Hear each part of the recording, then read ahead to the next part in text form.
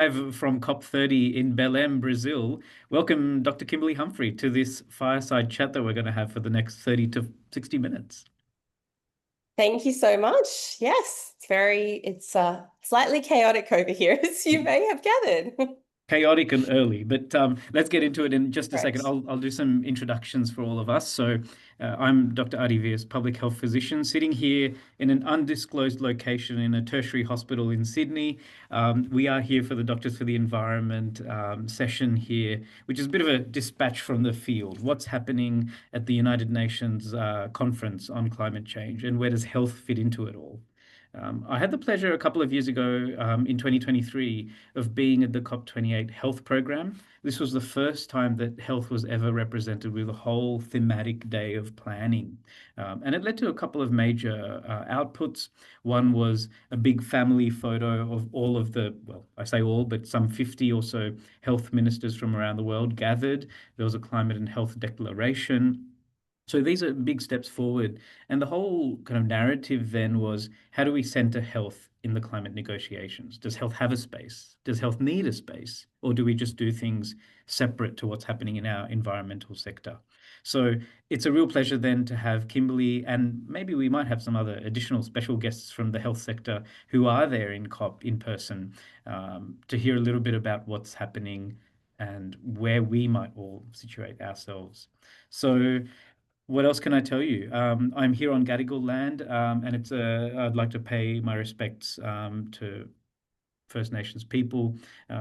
Acknowledgement of country is so critical in this space because it is actually the First Nations voices that are driving so much of the diplomacy. This was really clear when I was at COP28 in Dubai. Kimberly, I'm sure that's the case here in the Amazon where you are, and Indigenous peoples have a strong voice there, I hope. So we'll hear more about that.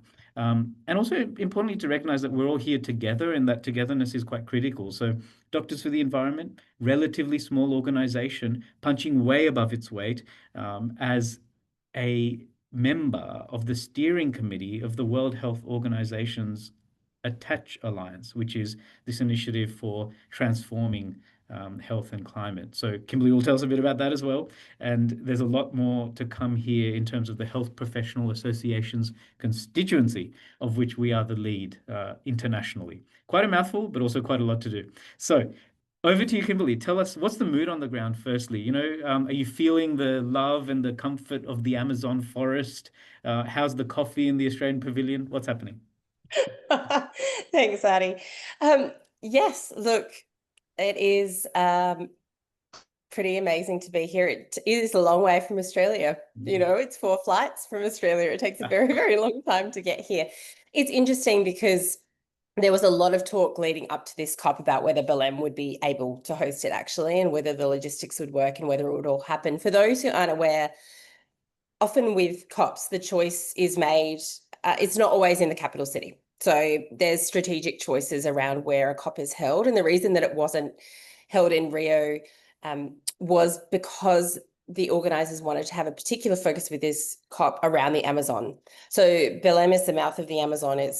They often call it the heart of the Amazon. And so there was a real intention with situating COP here to really center that. Why are we doing this? Why does it matter? Look at what's around us. Look at what we have to lose. And that really resonates. You walk off the plane and the walkways from the plane into the airport, I'll have to post some pictures. Green LED lights and green Amazonian photographs, COP30 branding all the way down the gangway into the airport. So as soon as you get off the plane, I think if you were coming to Belém, as there were people on our flight who are not here for COP, it is a city, people live here, you'd really be going, okay, that is what is happening. So that was kind of striking as soon as you get here. The other really is, I guess there's two striking things. As often is the case when you attend these things, the locals, the people on the ground are amazing and fantastic. A lot of local people volunteer, and I think that's where you really get the essence of the community, which is incredibly important. And that's the same here. So lots and lots of volunteers, many of whom only speak Portuguese and do not speak English, but are absolutely lovely and incredibly helpful. And then the final thing, as we've mentioned, as many of you may have picked up on, is there is a lot of tech issues and a lot of other kind of teething issues here. As I mentioned at the start around would Belém be ready, I'm impressed with the level of infrastructure they have set up. But on the first day of COP, we had flooding and the Australian Pavilion had to cancel some events and the Health Pavilion had to cancel all events because of a power outage. So that has certainly been something that's been coming up. I am lucky today to have power and stable-ish internet, so that is a good thing. And today's a big day, Kimberly, isn't it? Because today's Health Day, is this correct, at COP? Today, yes, today is Health Day at COP. For those who aren't aware, and I believe that you can Google this as well, it's freely available. Every day at COP has an assigned kind of designation. So today is Health Day, amongst other things, but every day has a day. So water, infrastructure, energy, etc. That certainly, of course, doesn't mean that's the only thing that is focused on or negotiated about or mentioned on that day. But in health, we use that as a particular day of emphasis. As Adi said, health has not been central in many of these conversations until really the last few years. And so it's really exciting now. I think there's a lot of momentum behind health, and to have a whole day where it is centered, and it's not just in the health pavilion. So one of the plenary sessions this morning is the launch of the Belém Health Action Plan and some of the things behind that, which I know we'll talk about in a moment. But that's the big plenary session this morning from 9 a.m. So there is a real focus today on health and bringing the health community together. Mentioning as well that on the 11th, which was 2 days ago here, there was a health march as well. So there was a march through the streets of Belém with the health community. So really mobilising those who are on the ground. Kate, it is 5:45 a.m., which is why I may be a little crazy.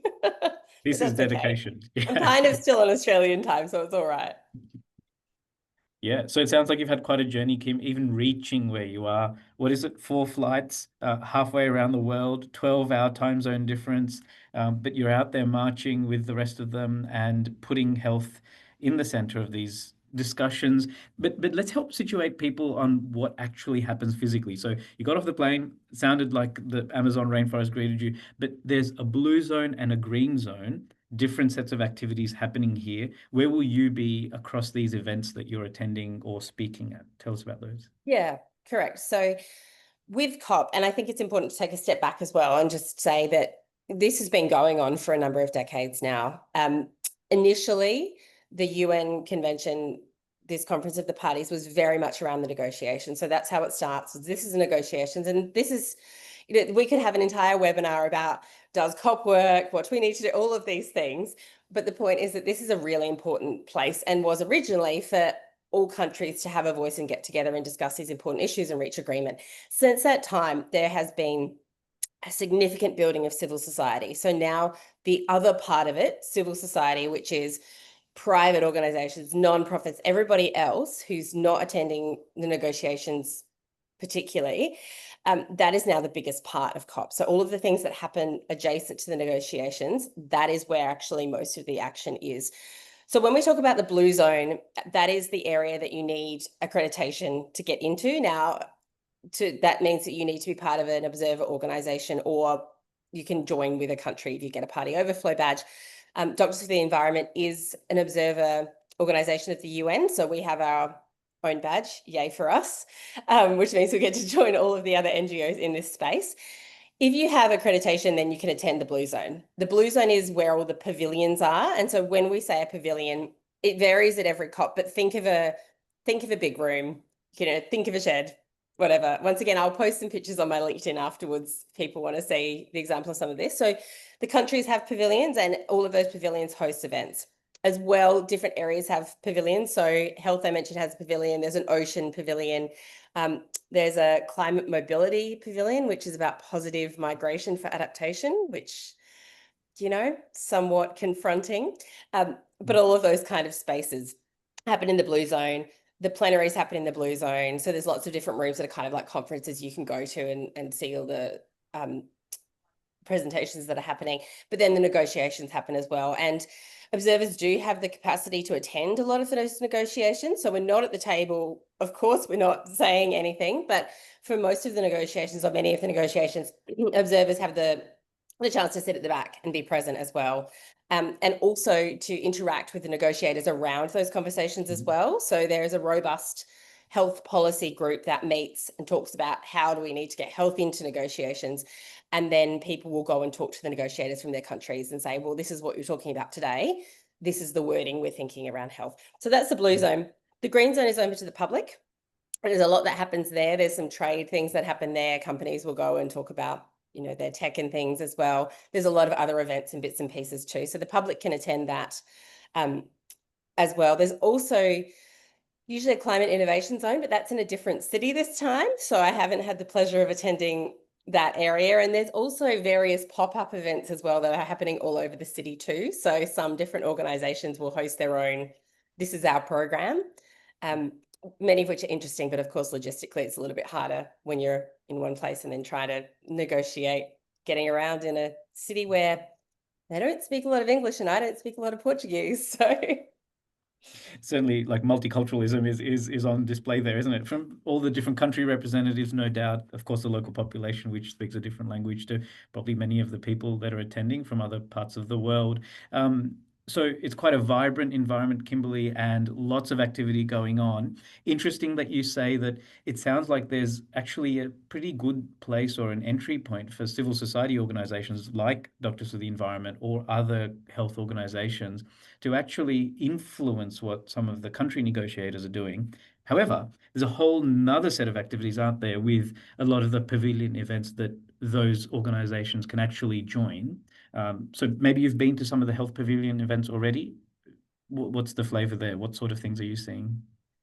yeah, absolutely. And I guess once again, this is a whole nother conversation which we could have about why do people go to COP, right? So why should I go to COP? It's a lot of carbon emissions. I've just mentioned that's 4 flights, from Australia. That's not insignificant. So what are we all doing here? For me, and I think for many others here, it's that kind of, it's not like a conference and that you go along and you sit there and you're like, yep, that's nice. I've got a little bit of knowledge and now I go home as well. It's really that connection and that mass mobilization of civil society, and the opportunity for health to influence across sectors and to really be out there talking, whether it's energy, urban planning, transport, just talking to other countries is really, really powerful. So many of the events would be the kind of things you might think as well. So countries, organizations use it as a showcase to say what they've been doing as well. But I've been to a couple that are around the supply chain. So there's some pretty powerful work that's going on. And I think this is a really good illustration of where this multilateralism and bringing countries together is really important. So if you think about the supply chain, this isn't something that we can completely tackle without our own little bubbles, right? So I'm from South Australia. I know that you're all from different places around the place. If I go in South Australia, yeah, I appreciate supply chain emissions are a problem. I can't fix that problem in South Australia because the supply chains do not all come from South Australia. We do not have local manufacturing for everything, and that is true for everybody on this call. So to be able to influence a lot of these things, we need to do it beyond our borders. So there's been some pretty powerful agreements between the US, the UK, Australia has joined around decarbonisation of supply chains. So there's a lot of those conversations happening. How do we agree as health systems globally on what we need to do and where we need to go? And then how do we use that to put pressure on private companies, for example, that are the ones that supply pharmaceuticals to our hospitals? So there's a lot of those kind of events happening, as well as the let's center health, or let's talk about the role of youth and First Nations people in leading a lot of this work as well. So there's a lot of really powerful events that I've been to as well. There's a pavilion called the Moana Pavilion, which is very centered on that Pacific and First Nations voice as well. So lots of variety, but all important stuff. And one of the things you were mentioning just now was around the role of private industry, for example. And it takes us to a nice question in the chat here, which is that, in previous COPs or climate conferences that the UN's led, there have been a lot of fossil fuel representatives. If I'm not wrong, that was the second largest group of people that attended the COP28, which I attended. Some people argue, well, there's petrochemical states or petrostates, Australia being one of them, in fact, who like to host COPs, United Arab Emirates, Azerbaijan. Even Brazil has a pretty thriving fossil fuel extraction industry. So what does it mean when, that large, well-funded and perhaps outmoding group of people, outmoding some of the smaller civil society organizations, are present in the same space? Is it visible? Is it more subtle than that? What does it look like? Yeah, oh, it's the elephant in the room, isn't it? That's the big question as well. And look, not not visible if you don't know where to look, I think. Mhm. As you said, the data is available. You can, it is published and it does come out every COP how many people are there who are representing fossil fuel companies. In Azerbaijan, there were fossil fuel deals being made on the sidelines of COP. Wow. We Yeah. have had COP in 3 petro states up until Brazil.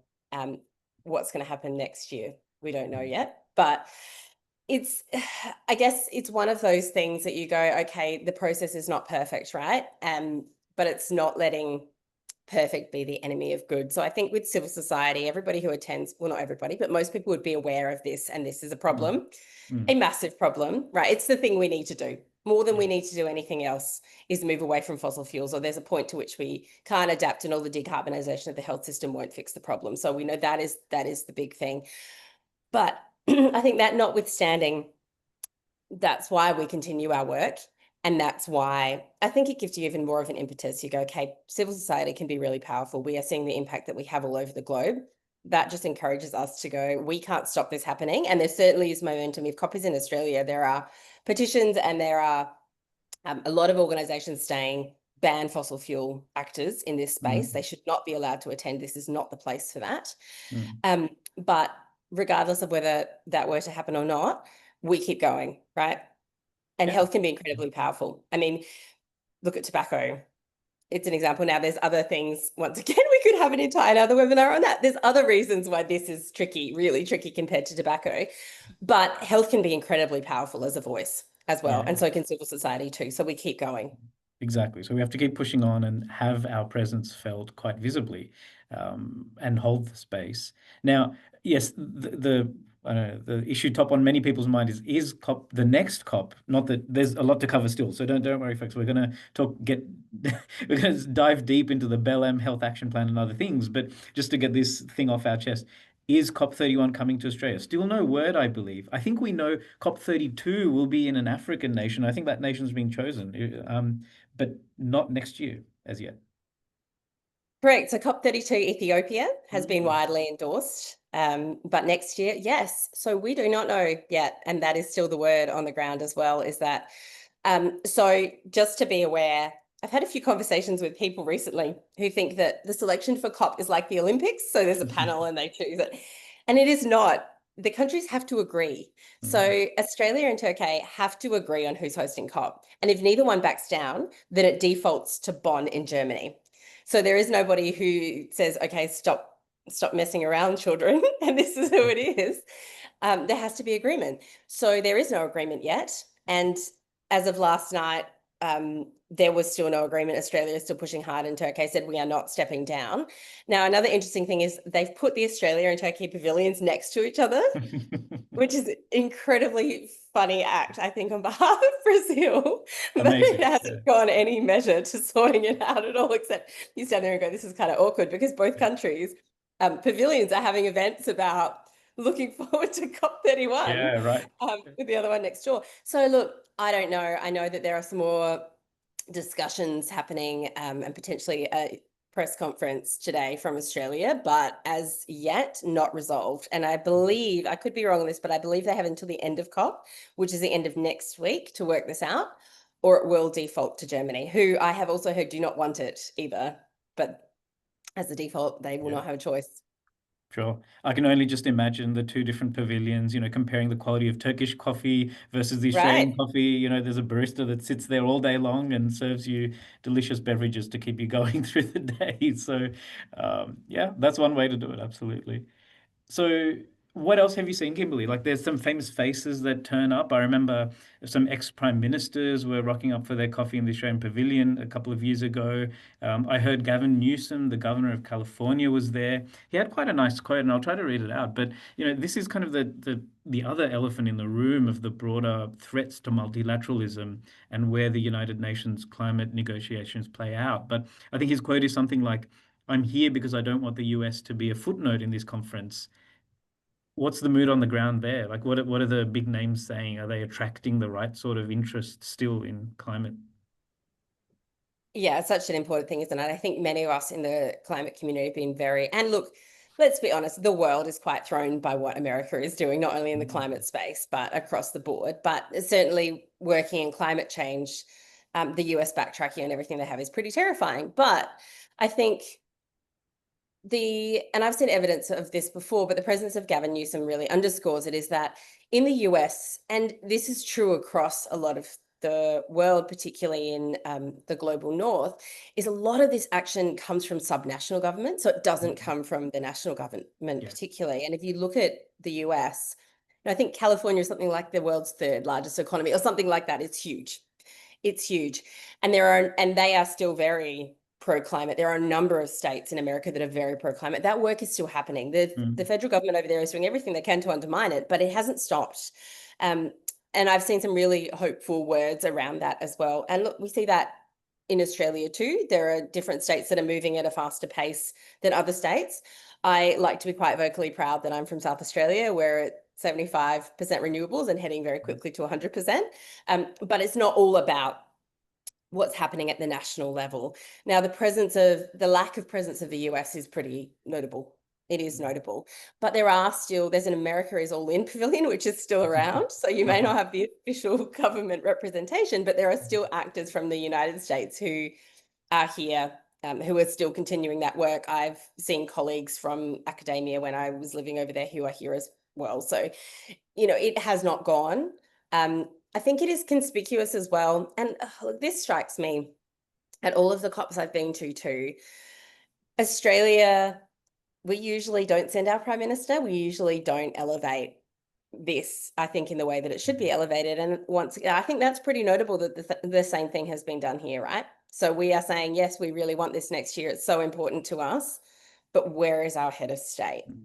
We do, of course, have representation over here. I heard that Penny Wong was, as of a couple of days ago, in Turkey trying to negotiate Right. this. Okay. Yeah. But the visibility at yes, we're actually going to stand up. One of the other things to note as well is the first couple of days, they kind of have a high level section for world leaders where I attended that a couple of years ago, and they will have the head of state, if they're there from the country, stand up and talk, which was really striking. I think the one that I went to was in Dubai, and it was striking because you had the heads of state from Pacific nations, like Kiribati, who are standing up and saying, we have done nothing. We are in negative carbon emissions, but our entire country is being destroyed. We are the human face of this. This matters so much. And then an absolute lack of presence from a place like Australia, who didn't send anybody and who said nothing. So you see this real visceral face from the global south, and then the big polluters in the global north often are not present in that space and are certainly not saying, yes, we're going to fix this problem and we're accountable. So that's really notable as well. Yeah, and a lot of those kind of the frustrations that people feel are actually, COP is a place where you can action some of those things and address things and talk about them, be articulate about them, plan about them, meet with people who also are like-minded, exactly as you're doing, Kimberly. So it's fantastic for us all that you're there representing our organization and certainly the Australian health sector in your own way.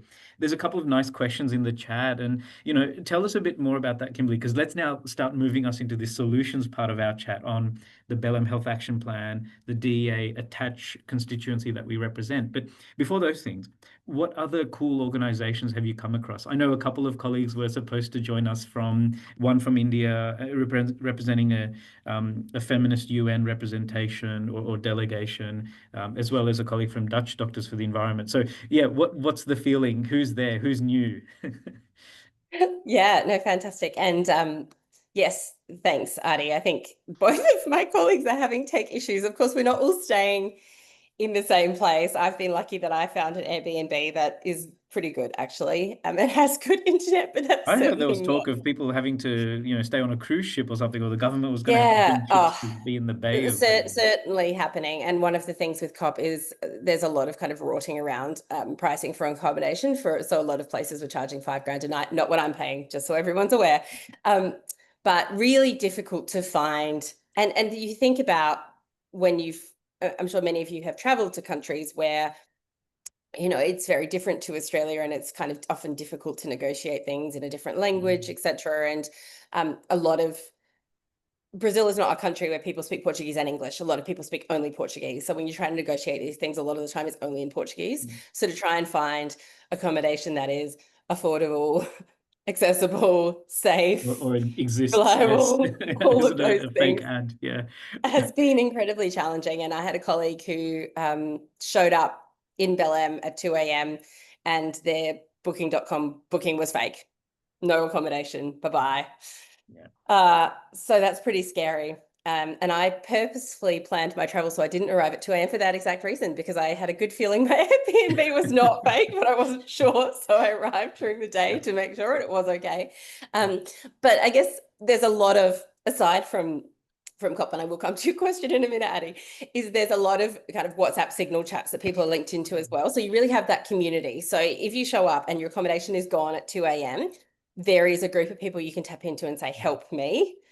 And that will happen, which is really, really nice. So there's like an Australians at COP chat, there's a health at COP chat. So you do feel it really helps navigate this kind of, because it is scary in many ways trying to get around a place like this. That's, very different, and that you don't have, if you're me, the language skills, Sure, sure. aside So from the saying thank solidarity you. is what you're telling us about, right? There is a whole Oh, community practice out there, 100%. and yeah. 100%.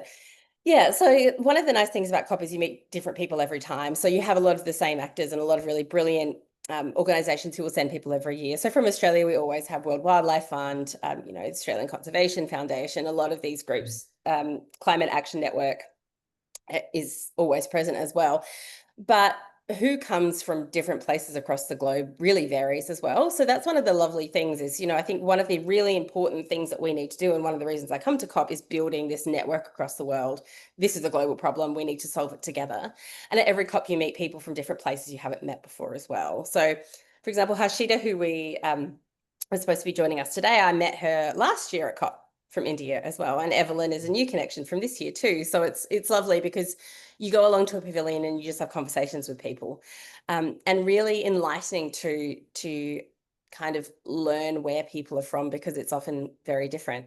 I will often have conversations where still, and this is obviously not true in the health pavilion, but across COP, people go, what has health got to do with climate change? Which I think is insane. But anyway, I'm sure we're all a little about that.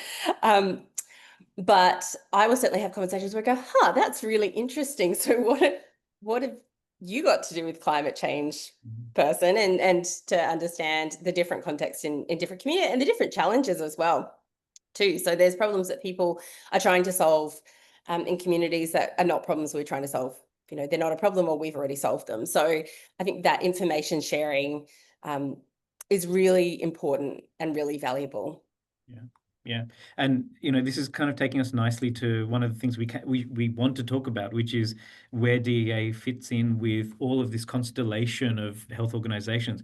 Indeed, there's a question in the chat around, do we maintain connections throughout the year with these people, or is it just at COPs? And, like you said, it's an expensive exercise to get there, both financially and in terms of carbon, but maybe it's the social bottom line of the triple bottom line that we're gaining here by those connections. However, Kimberly, tell us about this amazing, exciting opportunity for DEA to push the envelope for health professionals associations. And you've already talked about a couple that you've met, both from last year and this year. But what are you doing to engage with people around that agenda for ATTACH, which is the Alliance for Transformative Action in Health, led by World Health Organization, and amazing for us all to be part of it through you. Yeah, thanks, Addie. So for those on this call, and I'll be very brief because you may all be aware of this, but yeah, we are the Health Professional Association representative on the steering group for ATTACH, which is incredibly exciting because we essentially represent all health professional associations worldwide. They're not, of course, all members of ATTACH, but that is our umbrella, which is more than 60 million health professionals. So it's, it's incredibly big.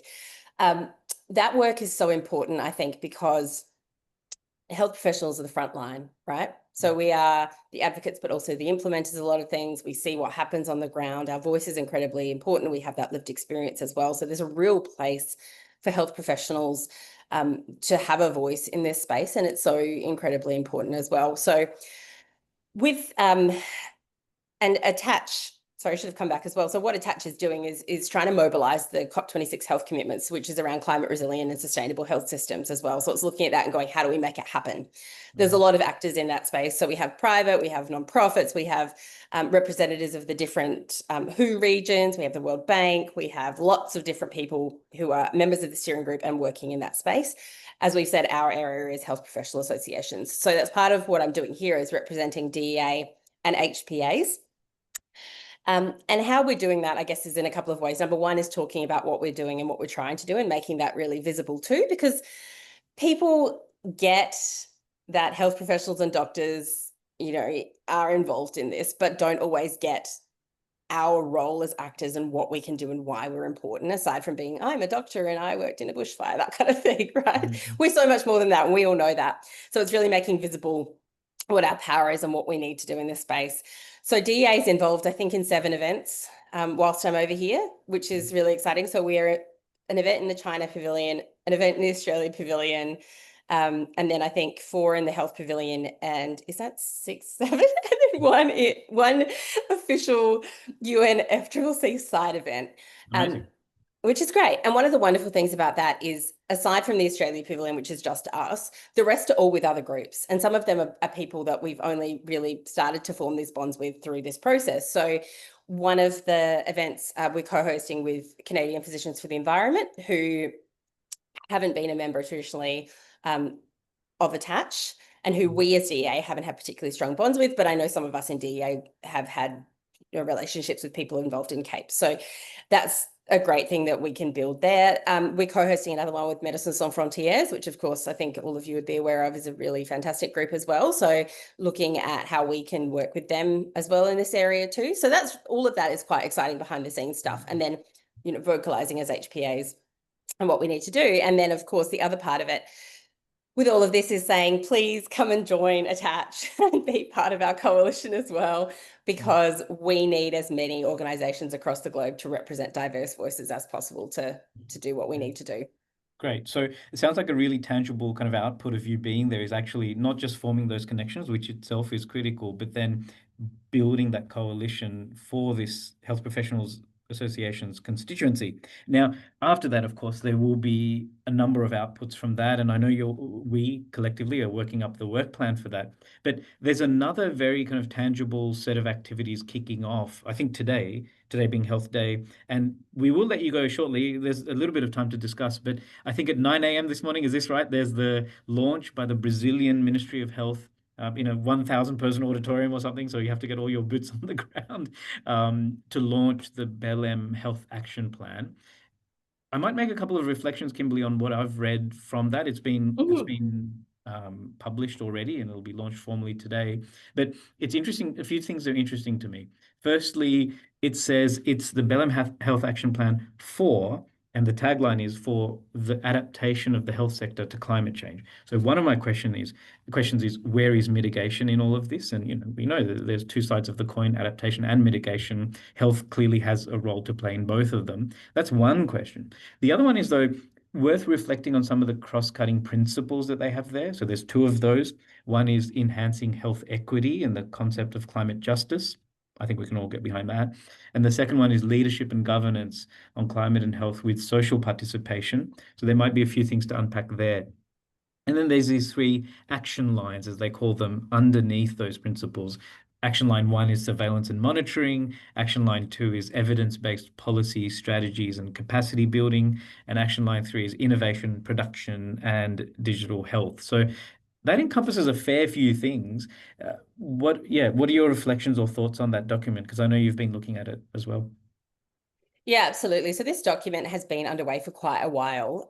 It's worth noting, so a draft of this was circulated earlier in the year, and I attended the Global Conference on Climate and Health, which was in Brasilia in July, where there was the opportunity to provide feedback on the document as well. And to the credit of those who've authored this, a lot of that feedback was taken on board. So some of the criticism we put in was around there's not a lot of inclusion or centering of disability, First Nations, other equity lenses. So a lot of that has been brought into it as well, which is really good as well. So I think there was a lot of feedback taken on board to get to the final version, which is coming out officially today. Yeah, so look, I think mitigation, of course, is always, I think it's always central, it's always important. This COP and every COP has different focuses depending on what is coming up in the negotiation. So we won't get deep into all of that, but at every COP there are certain things that are due in the processes and certain things that are discussed. So at this COP, all of the countries had to issue their nationally determined contributions. You may have seen some of this around Australia because that's when we say, this is what we want to get to. These are our targets. So, 80% by blah, blah. The countries had to do that and submit that as part of the Paris Agreement this year. So that's something that's come up at this COP. The global goal on adaptation is also being discussed at this COP as well. So this was the particular focus of this paper, was adaptation, because in a way it is an adaptation COP. So that's why there is focus on that too. One of the issues I have, and we won't get too deeply into my personal feelings about this, but the health action plan, we really have to center that in the fact that there have been so many other plans and agreements around health before this, and so many that coexist. So we have the WHO Global Action Plan on Climate Change and Health, which came out of the World Health Assembly recently. We have the UAE and BELEM work program under the Global Goal for Adaptation. We have the attached commitments. We have multiple ministerial and COP declarations. We have previous health declarations that have come out as well. How does this consolidate rather than duplicate these frameworks? I mean, that is a really big question. This is another thing that says the right things, it misses some things out, but it says the right things around, this is what we need to do for cross-country health adaptation planning. This is where we need to go. But why does it exist is the question, I think. And the big question, I think you can argue that we could see this as a coordination mechanism between World Health Organization and the UNFCCC, which is certainly a way we could see this, that it's a framework, that it's a platform for accountability and financing. But where is the implementation? We're not seeing that yet. Yeah. So it's more words on paper until we actually have a plan to do this. We've seen this before. We have a global fund for loss and damage, which doesn't have a lot of money in it because no one is putting the money they're supposed to be putting into it. So we can have these plans and say, this is what we need to do, but unless we actually have mechanisms for doing it, where are we? Yeah. So there's a few things I'm hearing from that is, anything ranging from the cynical to the positive. So maybe on the cynical side of the spectrum is the fact that yes, this could be, health washing, as some people might say. It's a way to divert away from your responsibilities as a high-income country, perhaps, to fill up this loss and damage fund, which is actually agreed 2 COPs ago. So that's not new, like that's something that is part of this whole global, essentially a reparations process, right, for those who have benefited and therefore produced some health inequities around the Industrial Revolution and everything that came since in the Anthropocene. Now, on the other hand, more positively, perhaps, yes, it is a coordination mechanism between those international bodies like the UNFCCC for climate change and the World Health Organization. But also, it sounds to me, Kimberly, like that's a document that's taken to actually bring governments to the table as well. The fact that you have the Brazilian Minister for Health talking about this, and many other health ministers might be there as well, it sends a pretty powerful signal. Yes, absolutely. I think people on this call will resonate with your statement that who will operationalize this? And dare I say, it would be us. And I think we need to probably draw that thread of what are these lofty ambitions talking about? Actually, they're not particularly lofty, like the Belém Action Plan. Let me just flip to a random page. Okay, I'm going to go to page number 12. And Action 2.5, in fact, 2.5.1 says, promote evidence-based regulations and policy interventions to address the impact of climate change on work environments. Of course, that makes sense, right? We know during heat waves, so many of our patients, so many of us perhaps also are affected and can't attend work or can't have a safe working environment. So these are practical statements. It's, yes, talkfest perhaps, but practical in the document at least. And the question becomes, how will we implement? So perhaps do you think there's a role here for that attached health professional associations constituency to maybe translate some of those into even more actionable or downstream things that a health service could do, or a clinic could deliver, or a specialty group might focus on? Is that a way forward? Yeah. No, thanks, Adi. I think that's such an important point. And I think, it's really one of the things that's really interesting about something like this is it's easy for us to see it in our context, right? As wealthy Australians, we are by nature, I think the people on this call are wealthy Australians. And we can look at these things and go, oh, yeah, that's what we need to do. It's nice as blueprint, gives us the guidance. Now let's crack on and do it. One of the really nice things I think about the HPA constituency is it's global. So it's not just us in the global north, it is across the world. And one of the things we need to do when we look at a document like this is go, okay, these things that may seem doable for us maybe are not doable for others because they don't have the financing. Now, this, of course, is a huge thing in climate. Adaptation doesn't get a lot of financing, but health gets very little financing. So how do we step up to help other health systems Mhm. actually do these things as well? This is a huge problem, I think. And this is one of the challenges with this document is, can we globally as a health constituency or other actors in the health space use this document to mobilize finance? Is that a possibility to say, this is what we need, this is what we Yeah. need to do? That I think is certainly one of the biggest challenges, is actually having the means to be able to do this in places that are not the global north.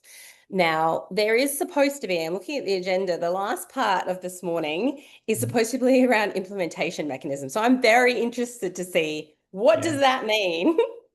Is that something tangible? Does that answer all of the whinges that I have about this action plan?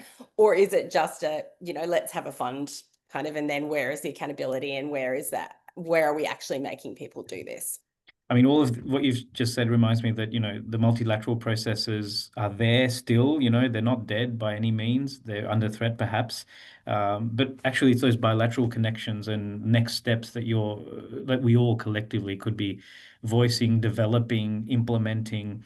So that sounds like that's where a lot of the money is, well, literally the money that might bring funding towards initiatives, but also that's probably one of the solutions and the ways out of this is, you know, colleagues in the Pacific that we might work with in the lead up to COP31, not just because that's happening, but also because we have longer term connections and our patients come from there and we also go there and all of this sort of thing. So that exchange Right. is Yeah. important. Yeah, absolutely. And I think one of the things that we can do as the HPA constituency, there's a lot of absolutely amazing work that's being done in the global south, that's been done in Mm. Pacific communities around Mm. mitigation and adaptation, but there's not always the opportunity to scale that up.